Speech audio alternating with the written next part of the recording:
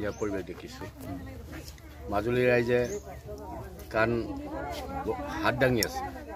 BJP ফুলৰ চিহ্ন দিবৰ কাৰণে কাৰণ এটাই কৈছে মাজুলী যিজনী 7 বছৰত ডেভেলপ কৰিলে এইবোৰ আমি ভাউৰিব নোৱাৰোঁ আৰু মাজুলী ৰাইজে আমাৰ পদমপুৰ চিনত এইবাৰ 100% ভোট দিম বুলি কৈছে এইবোৰ ক'বৰ পৰা পাই আমাৰ জিলা সাংসদ গৌৰৱ গগৈ ডাঙৰীয়াই কেইটামান তাৰ কাৰ্যকৰ্তা আছে এইবোৰ আমাৰ কৰ্মীক মাৰধৰ কৰিবলৈ দিছে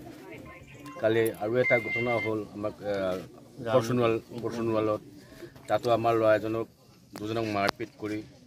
এতিয়া আইচত সোমাই আছে কাৰণ গৌৰৱ গগৈ তাৰ মাত্ৰ কেনেকৈ এইবোৰ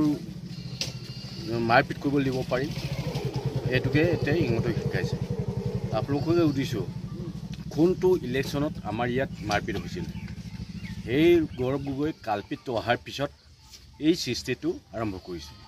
মই কৈছোঁ তাক গৰিহণা দিছোঁ তেনেকুৱা আমাক মাজুলীত MP নালাগে আৰু ভৱিষ্যতে এনেকুৱা কাম নকৰিবৰ কাৰণে তেখেতক মই ৱাৰ্ণিং হিচাপে দিছোঁ যিহেতু ৱাৰ্ড মেম্বাৰ কংগ্ৰেছ এইটো আপোনাক মই অলপ ক'লোৱে কাৰণ এতিয়া গৌৰৱ গগৈয়ে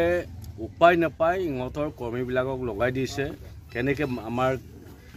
মানুহবিলাকক মাৰপিট কৰি কিবা কৰিব পাৰোঁ নেকি বুলি ৰাইজে নামানে ৰাইজে 100% BJP হৈ আছে আৰু BJP হৈ থাকিব